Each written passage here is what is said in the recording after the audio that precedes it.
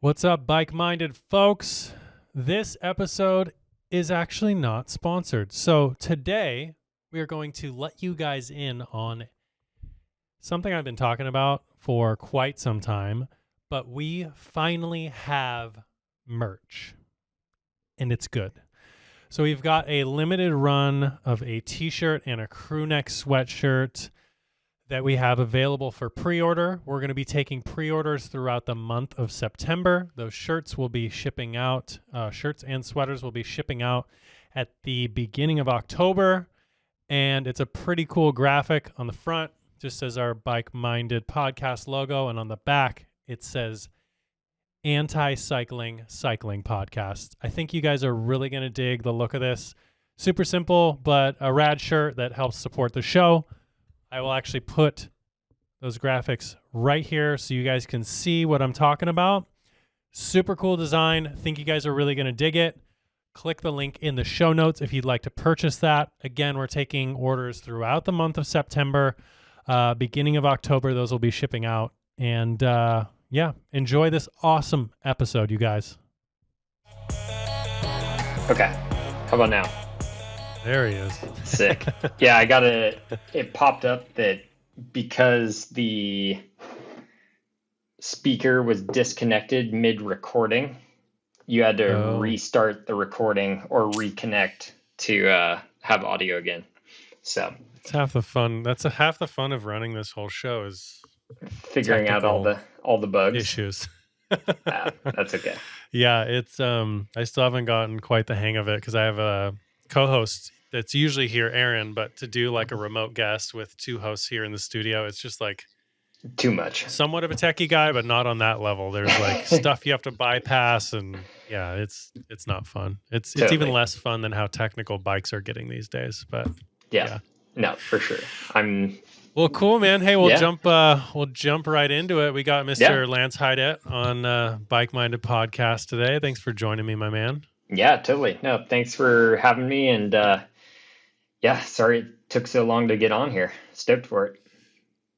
No, a little behind the scenes for everybody. We had an attempt yesterday, and that ran up into some scheduling issues, and then we were tackling some video and audio issues. So we've been through the gamut already. But yeah, man, thanks for joining me. I actually had met you out at I guess it was Death Ride out there, and we have some mutual friends out there. Sounds like you've got a little bit of history with like Cody Kaiser and some of those dudes. Totally. Yeah, no, Cody and I mean, we go back, I don't even know how many years, 10 years at this point, maybe. I mean, he's a couple years older racing than I am. But when I was a junior, like 15, 16 years old, I was racing a ton of cyclocross, and Cody was on Cal Giant doing a bunch of U23 and pro racing at the time. So always looked up to him. And then, past few years, we've been racing against each other, traveling over to Europe, and now doing the Death Ride. And then have met a few other of the Enjoy guys just through. I'm good buddies with Derek Teal and my old team, Legion of Los Angeles. We had an event in Sacramento called the Lion's Den a few years back. So I met Vinny there, and he keeps trying to get. It's a good. Yeah, good crew of dudes for sure. I'm glad I got to meet most of those dudes. I'm part of that crew, but totally. Yeah, Cody's a rad guy. He's kind of like one of these. He just knows everything. You know, he's just so wise, and he's just been around bikes his whole life that. Actually, I felt kind of like I insulted him the other day because I was asking him about tires for cross, and it was like almost insulting that anyone would ask him because he's like, "Duh, you need to be running 33s." Like, there's literally not even a choice. Like, you have to, and it was like literally there is a rule against it. Yeah, no, totally. So yeah, he's super knowledgeable guy. Has helped me on many occasions. Really opened my eyes to. And he has kind of a deal through all the Enjoy guys that we can get our bikes fit by him, and he's got his whole like amazing setup at his shop. And sweet. I just didn't even think about bike fit so much on like a XC bike. And man, he got my XC rig so dialed that like the last time I went out and raced, I was like, whoa, like I just had no idea that it would make that big of a difference. But yeah, well, cool. So you guys, so I guess was that a lot of your early career was cyclocross, or I mean, how did you kind of find the love for it? Yeah. I mean, definitely cyclocross was kind of my intro into bike racing. And at the time, I grew up in San Luis Obispo, California, rode dirt bikes, played soccer, was a little too young to be really good at surfing, but dad was a ripping surfer, and yeah, was kind of introduced to bikes a little bit, and my dad riding mountain bikes on occasion. But I wouldn't call myself a cyclist at all until we moved up to Bend, Oregon. I was kind of like 12, 13 years old. And yeah, I mean, just the culture in Bend is very bike centric. And there was weekly mountain bike races that turned into weekly cyclocross races during the fall and winter. And my dad was actually managing a bike and ski shop up there. And yeah, just kind of like started doing it for fun, just local stuff. My dad was getting into racing more and more. And then, yeah, I was playing a bunch of club and high school soccer, and then started like jumping into cyclocross because it was like, oh, I get to ride a bike and I can run and do like, Yeah. yeah, technique type stuff that was similar to soccer. And yeah, it just felt kind of very fun and a little different than what I'd been doing playing soccer forever, but still kind Yeah. of similar. And yeah, from there, like started doing mountain bike stuff during the summer, started playing less and less soccer. My dad and I would travel over to Portland and race almost every other weekend, like year round. And then yeah, I mean, luckily, like had pretty good success pretty quickly. And yeah, that opened the door to meeting a bunch of really cool people and getting opportunities to go and race like junior nationals and stuff like that. And yeah, That's basically, awesome. Yeah, I mean yeah, that whole I was just at a coffee shop, bumped into one of my buddies who races local like Northern California cyclocross stuff. And him and I like it's one of those things there's just like this energy that bubbles up around like at least in Northern California we have sack cyclocross and we have rodeo cross and there's just like this energy that comes about. I think our area is pretty lucky with how many races we get and so totally. but him and I were chatting and we're all kind of frothing at the mouth talking about getting ready for cyclocross season and him and I were talking about Bend, Oregon. It's just so funny. My wife actually grew up an hour outside of Portland in a little town called Estacada. So like I've gotten Okay. really familiar with like all the little nooks and crannies of Oregon Yeah. just because of her. And yeah, there's something about Bend. We go and we'll like rent Airbnbs and travel up to Bend every once in a while. I've never really ridden like much bikes out there yet. I'd love to because I've seen how strong that obviously all outdoors is such a big part of the life out there, but Yeah. also I've seen some of the like cyclocross races and I'm like, man, this is awesome. Like stuff that almost looks like you're talking about dirt bikes. I have a big dirt bike background. That's what I grew up around. Yep. It's just more like intense terrain, than we're used to out here. So yeah, Totally. I'd love to get out there and go race some cyclocross in Oregon one of these days. Yeah. No, for sure. And I mean, just the fact that they get so much weather up in the Pacific Northwest. I mean, you get true cross conditions most of the fall. And yeah, I mean, honestly, as a especially as a little kid who was like just getting into riding bikes and racing and stuff, like the Cross Crusade series is, I mean, it's still huge. Back in the day, it was 12 to 1500 racers every single weekend for like 8 weekends in a row. Wow. And yeah, and they're serving Belgian waffles, and Bob's Red Mill is like making oatmeal for everyone, like in the just giant pot. And yeah, I mean, I was a little kid, so I wasn't partaking in all the drinking festivities that were going on, but like Sure. it was just fun, you know? Yeah. And yeah, I mean, I feel like bike racing should be fun. And I think that series was really what got me stoked. Um, Yeah, it's what I tell a lot of people. I have, you have those friends that are on the edge of like understanding what the whole cycling thing is. And I have a lot of these, especially having more of a dirt background.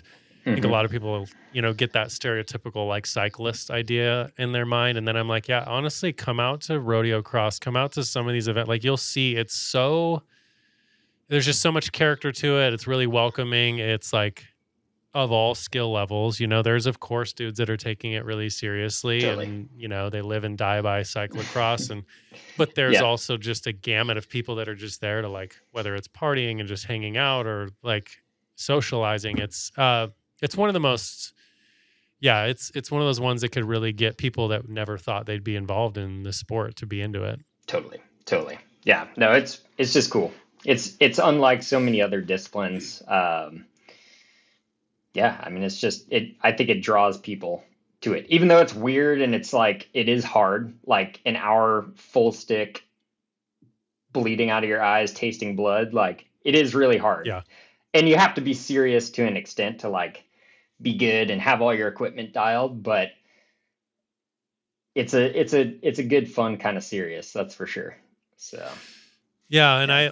I have two little ones. I was mentioning this to you yesterday, and it's one of Hmm. those ones where it's not a hard sell for me to get my wife to come out and watch me race for an hour, and the Yeah, kids are at a park or something else, and it's short. You can watch someone do a bunch of laps, like you can really feel like you're watching an actual race versus like half of this like road racing stuff or even quite a bit of the longer distance mountain stuff. It's like you just see someone leave and then it's just like, okay, it's see you like later. And I'll then see you. I'll see you in 3-4 hours. You'll be cracked. It'll yeah, be awesome. yeah, Yeah. it's not really conducive to having your family out there because they're like, why are we even out here? No, totally, totally. Well, that kind of leads me into my next question, which you had hinted at. So you've done a bunch of this, like U23. You had a lot of bit of, like, I mean, quite a bit of success. It sounds like early on, finding the sport, kind of found your niche early on, but then somehow that developed into different disciplines, doing a lot more road. I know that you have your Hmm. background with Legion. We actually had Dante on the show Oh, a little sweet. while back, and Right he on. was part of that crew, and he's such a rad dude. But I'd like to know how you kind of got more into that. Was it like a natural progression, or was this like something you decided, like, oh, I'm going to move to this, or how did that come about? Yeah. I mean, I would say like I definitely started off road with XC mountain bike and cyclocross. But yeah, I think the gradual progression is as you want to get better at those off road disciplines, you start riding more and more on the road just because you need to increase your volume. It's easier to get like good solid training and intervals in on the road.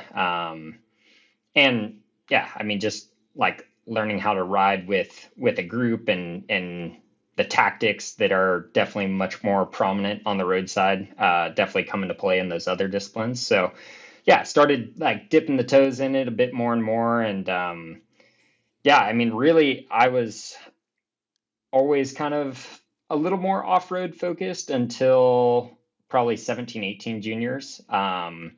Just at that point, it was kind of like I loved racing locally for mountain bike and would go to nationals. But aside from that, there wasn't like a whole lot of opportunity to grow outside of that or go hit like other national level races. But on the Yeah, roadside, at the time I was coming into the sport, there was a lot of like development or more so development pathways for juniors and U23s on the road. And yeah, started getting onto this team. A good buddy of mine, Stephen Beardsley, was running called PDX Devo. They were a team based out of Portland, and they helped me get to a few races. Like um, in Oregon, we had Mount Hood Cycling Classic and Cascade Classic, like bigger stage races, hopped into those, had some pretty good results. And in doing those was basically competing against a bunch of guys on the Bear development team, which is I mean, now one of probably the biggest national junior and U23 teams. They're definitely more mountain bike focused now, but at the time they were actually more of a road team. And got connected with those guys. Started racing for them as a first year 17, 18. And I mean, that being on that team and the help of Stu Bone and Rob Evans, who were running that program, and my current coach, Chris Burnham, those were kind of the three guys running that team with a bunch of us juniors.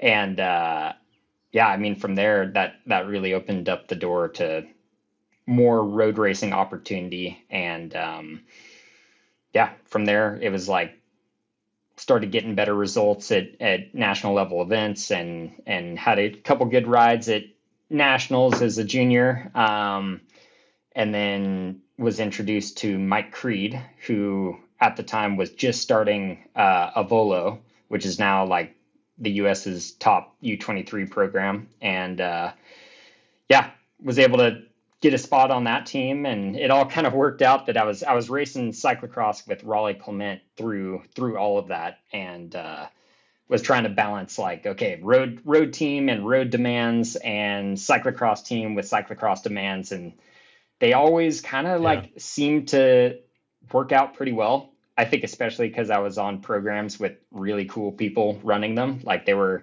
allowing me to do my thing and also focus on school. It was hectic, but I kind of like, I had to do school and I wanted to do cyclocross and road, just to get my dirt fix. Yeah. And you're like, I'm going to figure out a way to make this all work together somehow. Yeah, totally. And I mean, it would have been really easy for one of those teams to be like, hey, you're doing school and we want you to race road and we don't care about cyclocross, and you need to focus on what matters, you know? But yeah, all the programs I was with, like, were like, dude, Lance, go do your thing.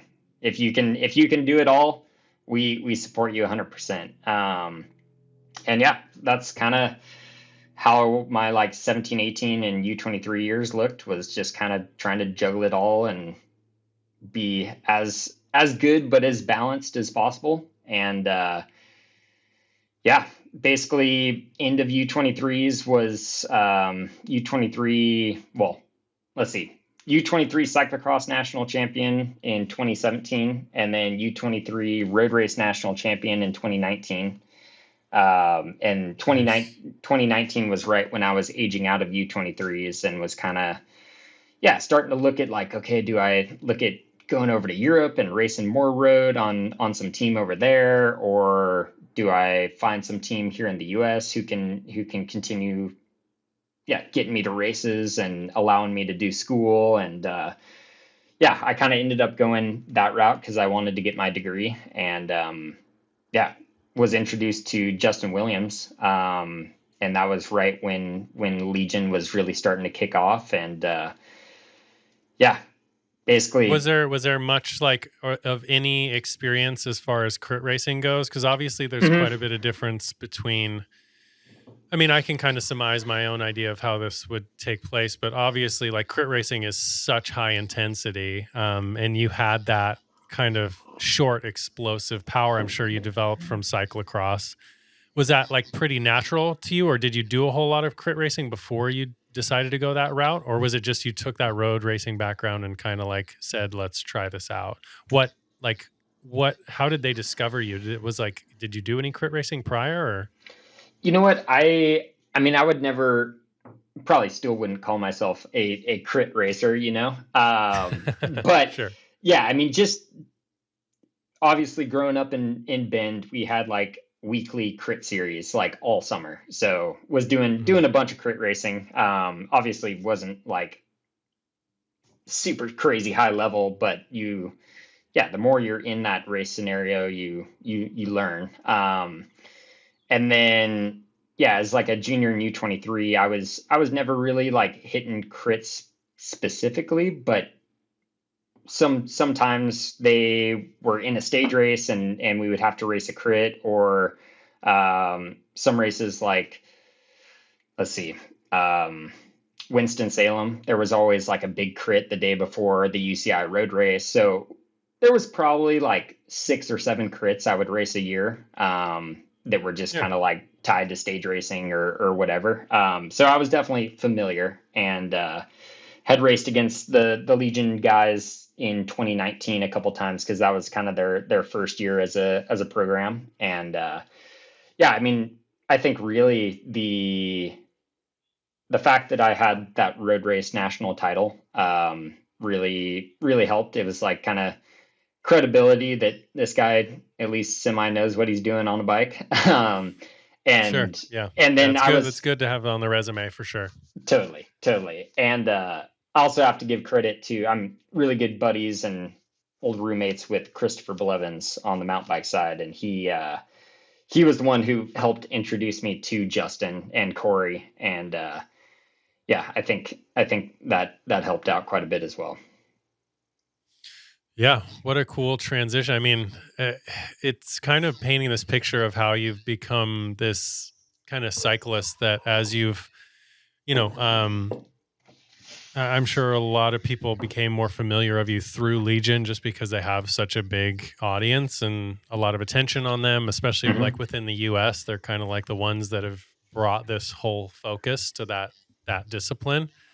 But it's making a lot of sense as to how you have managed to, like, even the spot you're in currently with all these different disciplines that you do, and you're kind of doing your own thing. You're not part of some bigger team or anything like that. It probably makes that a lot easier, and you kind of built up that, I don't know, those muscles to just kind of like get used to, like, okay, well, we're switching gears, we're doing this, we're switching gears, we're doing this, we're switching gears, doing this. Yeah, no, So totally. And it's funny you bring that up because honestly, I don't know, as a 19, 20-year old, you're I used to always be like, oh man, like I know I should go to school and I know I should like focus on only one discipline or whatever, but I honestly feel like juggling all of those things and being learning to be bike racing and endurance sports in general. I feel like they draw people, but also two, they make you like very like blinders on, focused on the one thing that's ahead of you, whether that's like your training, your diet, your recovery, your foam rolling, whatever it is. It's like very single minded. yeah, But I think by forcing myself to like juggle all of these different things, at the time it was crazy, but now that the privateer multi-discipline nature of how American professional racing is right now, like I really think that prepped me very well for the current state of things. And yeah, and just like, you know what, when you're running your own program and you're juggling all your partnerships and contracts and trying to get all your own bikes ready and being your own mechanic and booking all your own flights, it's like things rarely go perfectly. And being okay with like, all right, this isn't perfect, what am I going to do to make it work? And I yeah. think, yeah, just that ability to adapt and obviously be like as planned as you can be, but able to react to things. I think is, yeah, it really helps for sure. It's a skill set, and I think it's, my wife gives me crap about this all the time because she is one of these very, like, very organized people. She's obsessed with Excel spreadsheets, and she's just like very structured in a lot of ways. Yeah, And she looks at the way my life is, and I run my own business, which basically means I have to do everything, yeah,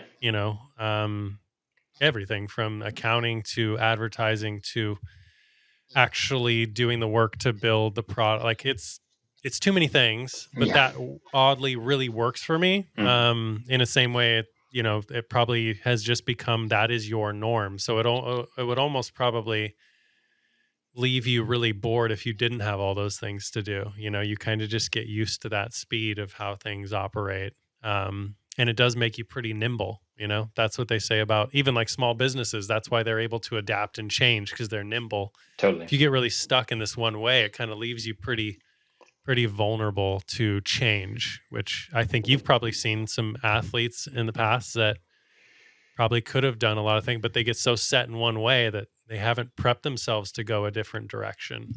Totally. And yeah, it could be pretty detrimental, I'm sure, for some people. Totally. Yeah, no, it's I was going to definitely ask you, so I mean, obviously the biggest thing, you know, the biggest topic nowadays is like this whole Lifetime series, obviously. What's your I mean, what's your whole take on that? How have things been going this year for you with that? And like, what are your future plans with like chasing that? Is that like a big goal of yours?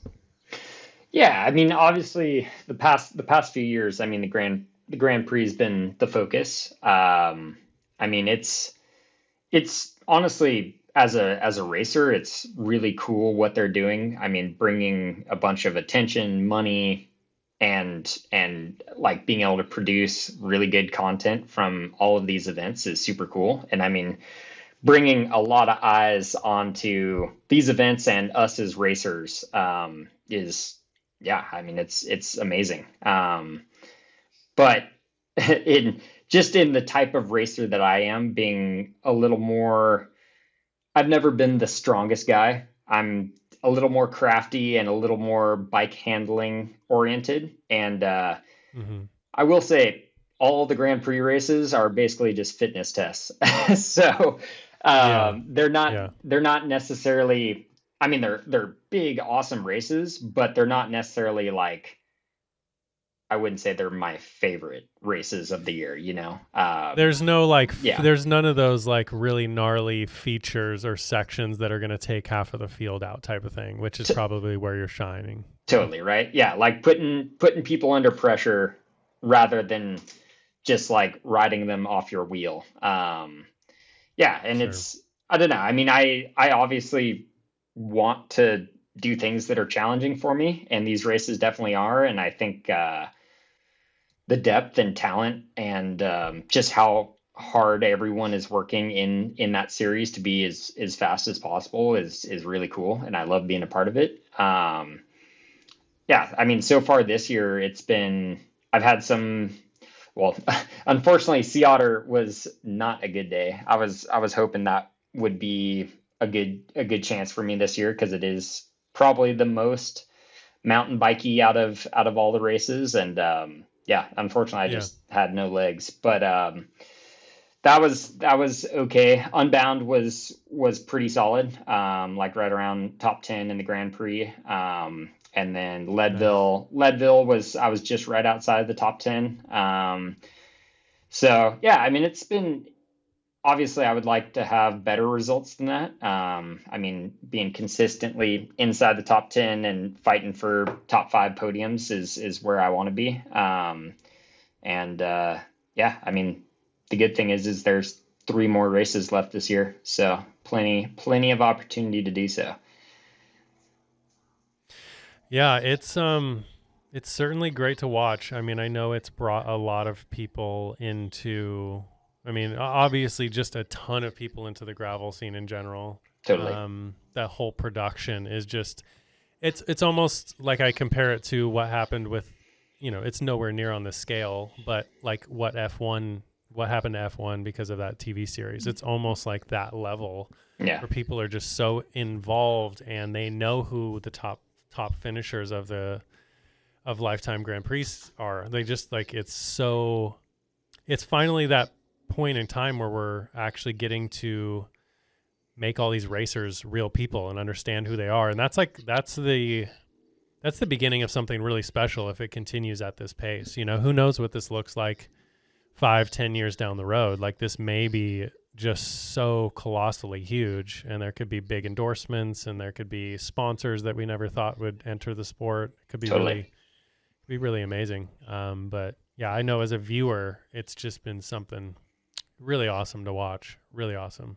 Yeah. No, well, that's good to hear. And I think, yeah, I mean, just the kind of, I mean, obviously I've raced a lot of bike races and a lot of different disciplines over the years, but yeah, I mean, being on Legion, there was a lot of impact there, and I got to see like just how influential that team was and how many people like literally got into cycling because of Legion and Justin and the team. And I feel that same kind of like I feel that same thing about the Grand Prix, where it's like you're at these events and you'll meet a ton of people that are straight up like, I never thought I would ride a bike 2 years ago, and I was at a Lifetime gym and saw something about the Lifetime Grand Prix and thought it was cool, and this guy Keegan Swinson seemed like a badass, and like I wanted to try it, and now I like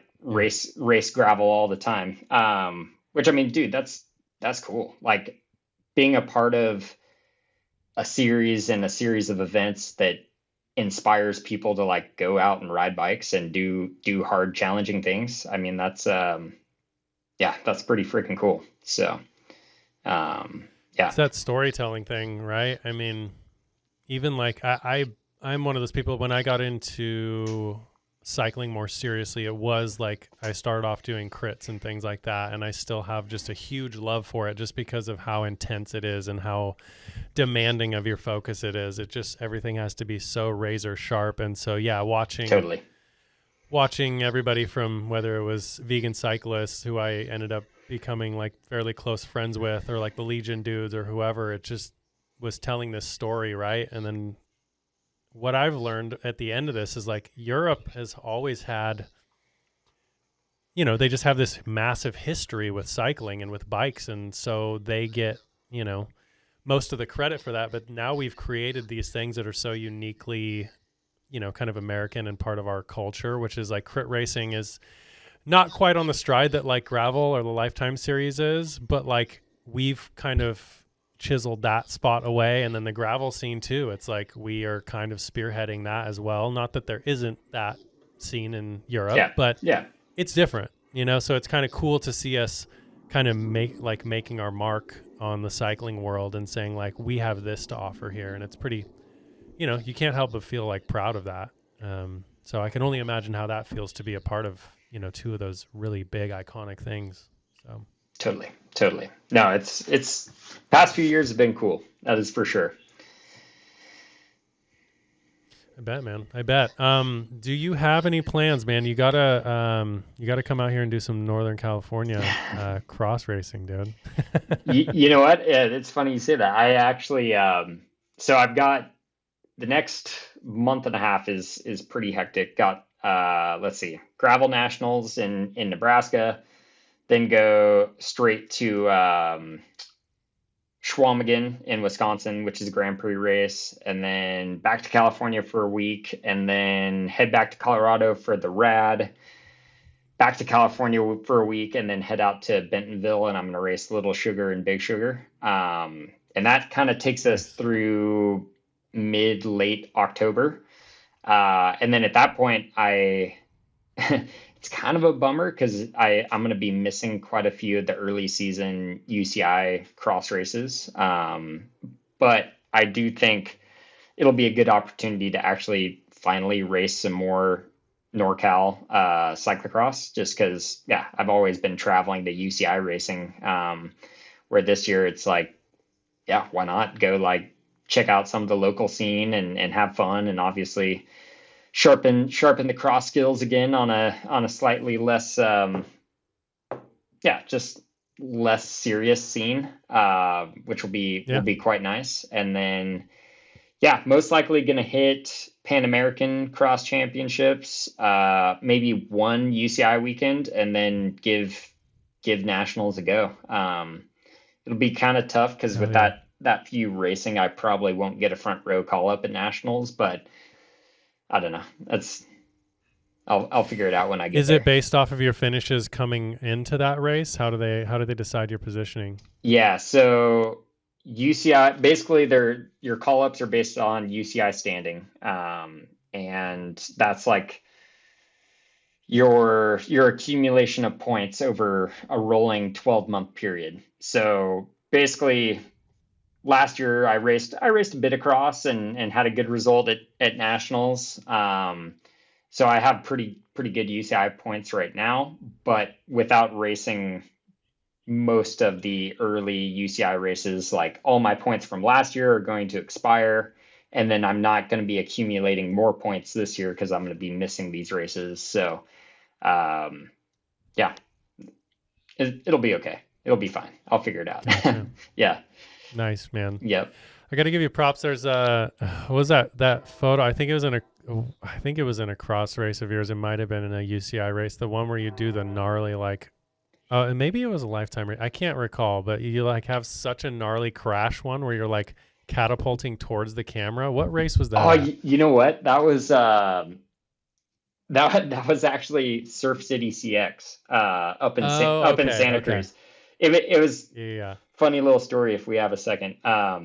Yeah, of course. Yeah. Yeah. I mean, that photo was taken lap one. I had gotten the whole shot. This was like the third corner, and it was like, for anyone who's raced that course, like it's a pretty legit cross course. Like probably would be better on a mountain bike, honestly. Yeah. But yeah, the first descent was just like 6 inches deep of moon dust. So you couldn't see anything, barely had like any traction, and you were kind of just letting the bike like move under you.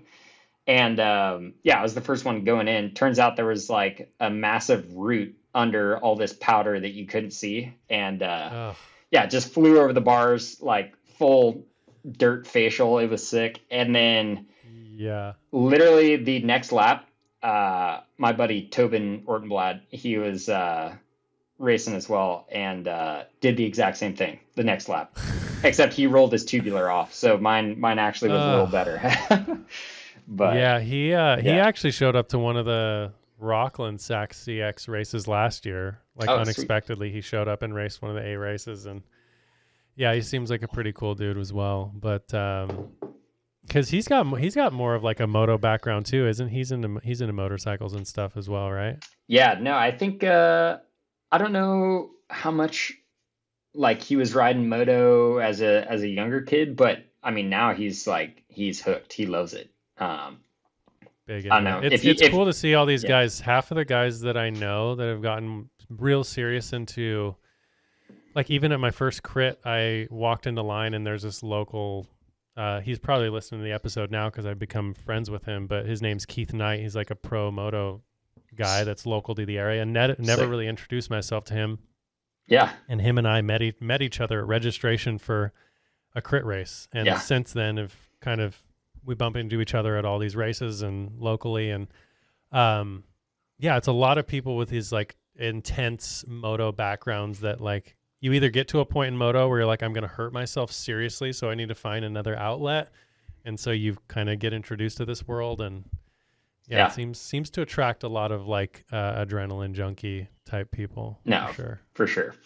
And it's actually super cool because I met Jeremy Martin riding mountain bikes in Park City not too long ago, and then Zach Osborne I know has been getting into bikes a lot more and hits me up on the Instagram messages every once in a while. So like nice. both those dudes are total legends, and I'm just me. So whatever. But no, it's cool though. Bunch of cool moto guys getting into bikes. It's rad. No, and like they show up and they're like crazy strong too. I thought I had heard one of my buddies said or something. I think Jeremy Martin just showed up to Leadville or something and did like a crazy good time too. Totally. Like it was super impressive. Totally. So I'm like, yeah, these guys are no chumps. No, dude, they're athletes and they know how to ride on two wheels. That's for sure. So yeah, and if you've ever seen them handle, like half of these dudes are super short. You would never guess they can like throw, and they are just manhandling these extremely powerful, super heavy dirt bikes like they're nothing. It's wild to watch. Yeah. But well, cool, man. Yeah, that's about all I got, man. I'm super glad we were able to make this happen. like I said, I'd love to link up with you if you're ever in the local area. And likewise, I think when we had talked at Death Ride, my brother lives in San Luis Obispo. So Yeah. if I'm ever around that area, I'm definitely gonna hit you up. Maybe we can link up and get a ride in or something like that. Yeah, please do. It's definitely the ride in here is cool. So I'd love to show you around, and yeah, I'll hit you up. I'd like to if get I'm some up more north. dirt in. You're always posting some pretty bitchin' dirt out there, and I've only done some road riding out there, just like little main roads and stuff like that. But I'm sure you've got some sweet secret paths to hit. I'll show you the goods. That's for sure. But all right, man. sick. Well, I'll let you go. Thanks again for joining us, man, and have a good rest of your day. All right. Yeah, dude. Thank you, and yeah, we'll chat soon. All right, man. Later. Right on. See ya.